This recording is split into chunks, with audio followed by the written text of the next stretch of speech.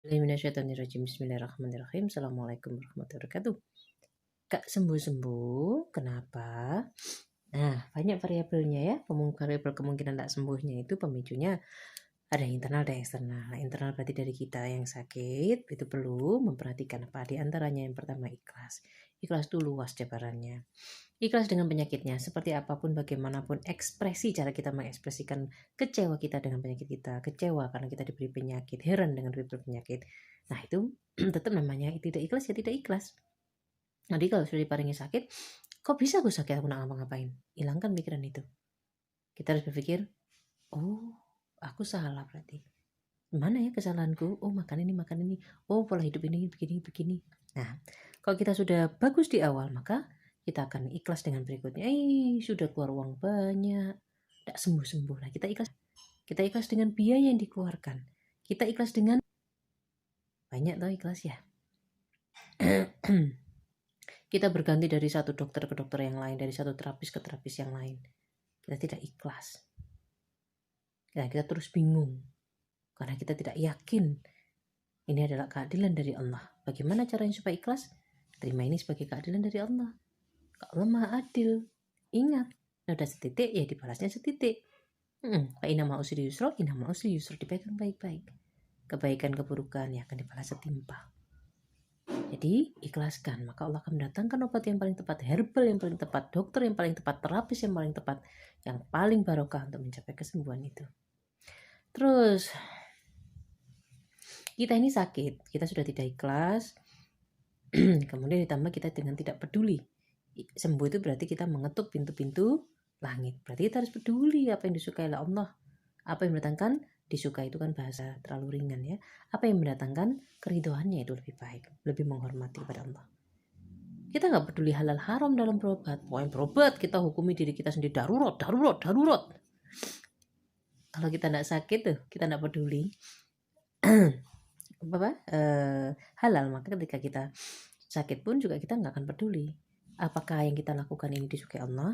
Apakah yang kita makan ini halal? Apa yang kita minum ini halal? Apa yang kita lakukan ini halal? Kita nggak peduli. Maka ketika kita sakit, wah kita semakin menjadinya di karena sakit itu memang tidak enak. Nah ini tidak ikhlas ya, tidak ikhlas dengan rasa sakitnya juga pun disebutkan tadi ya. Tidak ikhlas, sakit semuanya, pusing semuanya. Tidak ikhlas dengan proses sakit, misalnya terapi fisik, waduh bekam ini sakit, pijat ini sakit, semuanya dikeluhkan saja. Nah ini datangnya berikutnya itu tadi. Nah datang ketidakikhlasan berikutnya, ini tidak datang rahmat berikutnya.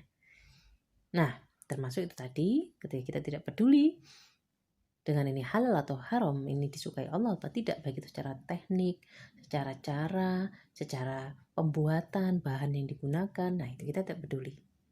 Yang penting gue sembuh, yang penting aku sembuh. Itu mempengaruhi. Nah, faktor yang lain, kalau kita butuh pada seseorang atau pada instansi sekalipun, apa yang kita lakukan? Tentu saja konsepnya bermanis muka ya, mencari wajah, golek rai dari orang Jawa. Tapi apakah kita ketika butuh pada Allah kita mendekat pada Allah? Tidak, kita butuh sembuh tapi kita juga tidak tambah pateng, tidak tambah rajin sembahyang, tidak tambah kita meminta kepada Allah, kita hanya bingung. Nah kita butuh kesembuhan itu dari Allah, maka seharusnya kita mendekat kepada Allah. Nyuwun sama Allah. Abdi dalam aja merangkak kepada Tuannya. Kita ini lebih daripada kepada Tuannya. Allah itu pencipta, kita ini diciptakan. Jadi perlu sekali, penting sekali kita delosor kepada Gusti Allah. Nyuwun. Tadi karena kita tidak punya keikhlasan, gimana kita bisa menundukkan jiwa kita? Seolah-olah kita ini meskipun diinjak dengan kaki sampai ke tanah, kedelesep itu juga tidak pantas, masih tidak mulia sama sekali di hadapan Allah. Masih tidak pantas untuk ketidakmuliaan kita. Nah, gimana kita bisa begitu? Kita tidak ikhlas. Akhirnya sudut pandang kita menghadapi penyakit tidak lebih daripada ruwet. Kita tidak melihatnya sebagai keadilan dari Allah, maka karena itu adil adalah kesempatan yang baik untuk bertaubat. Kita tidak bisa mengatakan sakit adalah taubat. Namanya taubat dari yang baik dari yang buruk menjadi baik. Berpindah dari suatu yang tidak baik menjadi baik. Hanya kita sulit untuk berpikir seperti itu karena kita dari awalnya sudah itu tadi. Nah, itu di antara faktor internalnya. Oh, faktor internal yang lainnya, kita dermawan pada keburukan, tapi kita pelit pada kebaikan. Beli HP canggih-canggih, beli paketan sekian-sekian, atau beli pernak-pernik ini itu, baik laki-laki atau perempuan, dengan kesenangannya masing-masing. Tapi ketika berobat kita minta orang lain bertanggung jawab, yang bikin kita sakit siapa? Kita. Kenapa kalau kita menjadi dolim? Dengan prinsip seminimal-minimalnya kita mendapatkan keuntungan sebesar-besarnya, pakai itu adil.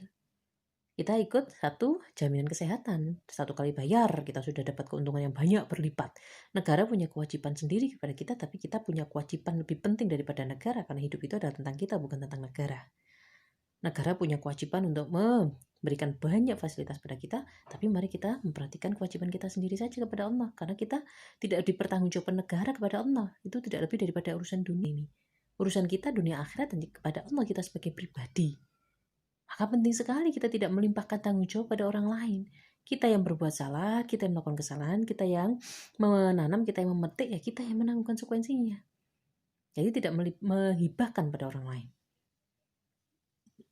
Kalau beli HP 2 juta, 4 juta atau bahkan lebih, relahi ta'ala. Ikhlas lillahi ta'ala ya, relahi ta'ala. Sementara kalau untuk beli herbal 1 juta, 2 juta aja malesnya. Muemannya rasanya berat, bahkan kita beli makanan-makanan ringan, kue-kue, wah, jajan kita sebulan, wah, lebih dari harga herbal senilai 1 juta sekalipun. Tapi kita ikhlas, tapi untuk berbuat baik kita, nah itu juga berpengaruh ya.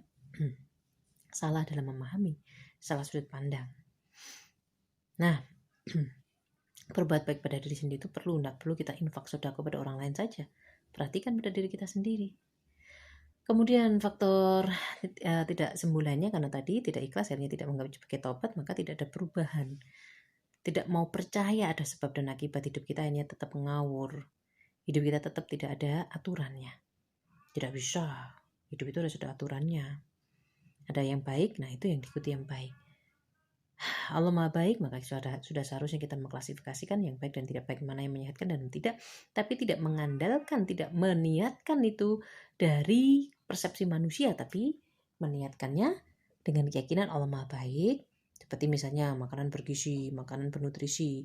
Tidak perlu kita menisbatkan pada definisi manusia seperti ini yang namanya bernutrisi. Harus daging misalnya, harus kacang-kacangan. Tidak. Kita meniatkan kita hidup sehat yang baik, kita jadi zuhud, kita jadi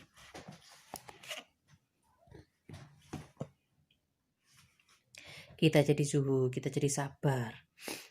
Kita jadi lebih mudah perhatikan food combining ala Rasulullah, yang di situ banyak variabel-variabel kezuhudan. Ini sudah ikan itu sudah enak kok masih digabung sama daging. Nah, ini akan mudah. Tiap hari dengan ikhlas, maka variabel yang lain akan mudah. Tobat itu akan mudah, maka perbaikan itu akan mudah. Kita hidup dengan penuh aturan itu akan jauh lebih mudah. Kemudian faktor eksternal. Karena sembuh itu adalah nyuwun kepada Gusti Allah, maka herbnya, terapisnya, tekniknya itu pun juga harus memperhatikan cara-cara orang memperhatikan orang ataupun herbal itu juga mengagungkan ciptaannya Allah.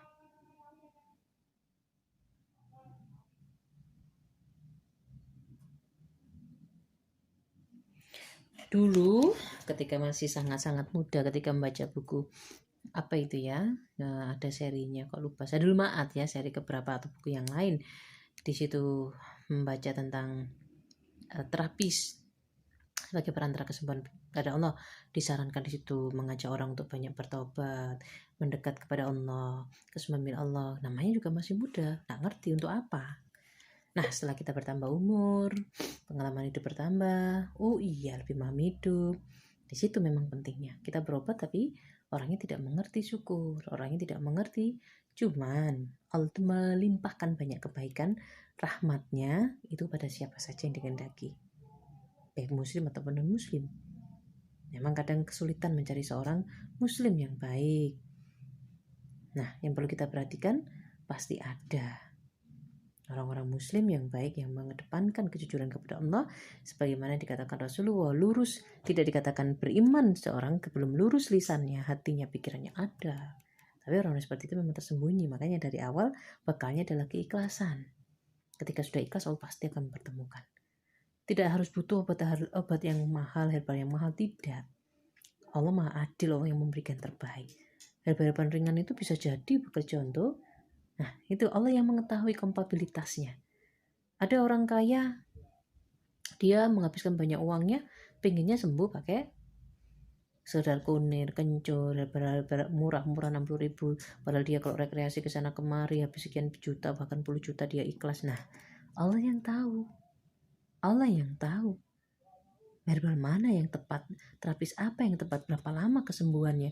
Kesembuhan itu lama karena itu kita masih harus digali terus. Manusia itu kalau pernah dengar, saya pernah dengar lebih tepat begitu ya, kuldesak itu katanya kebentuk sana sini pingsan baru ngerti ya.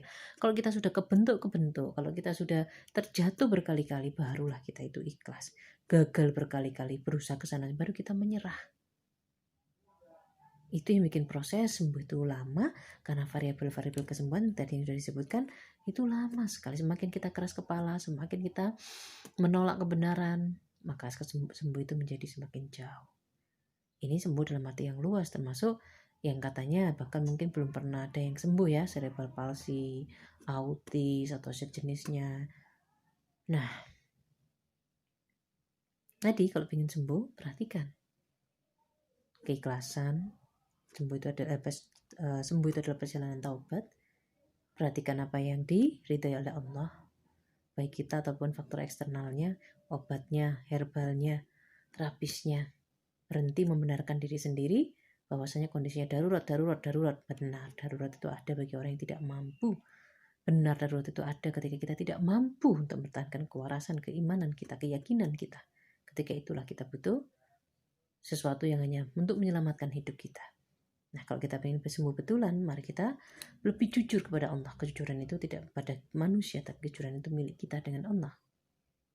Mari kita berhenti beralasan, mari kita berhenti mendebat, mari kita berhenti membenarkan diri kita sendiri. Tidak ada ruang tersembunyi, tidak ada pengacara terbaik di hadapan Allah sekalipun tidak kita. Tidak ada pengacara terbaik kecuali diri kita sendiri. Kita tidak akan pernah bisa membela diri kita di hadapan Allah. Allah Syami maha mendengar, Allah Al-Basir maha melihat, Allah maha mengetahui. Allah maha adil, tidak heran. Allah maha adil karena Allah maha mendengar. Apapun tidak ada ruang tersembunyi, Allah maha melihat, tahu semuanya. Jadi, kalau ingin sembuh, nomor 1, belajar jujur. Nomor 2, belajar ikhlas. Nomor 3, ayo tobat. Nomor 4, memperhatikan jalan-jalan apa-apa yang disukai oleh Allah, apa-apa yang diridhai oleh Allah sebagai jalan kesembuhan itu akan jauh lebih mudah. Hidup dengan zuhud, hidup dengan penuh kesederhanaan, kerendahan diri kepada Allah, penuh syukur, semuanya akan mudah dilakukan. Dimohon menjadi baik. Terima kasih banyak. Assalamualaikum warahmatullahi wabarakatuh.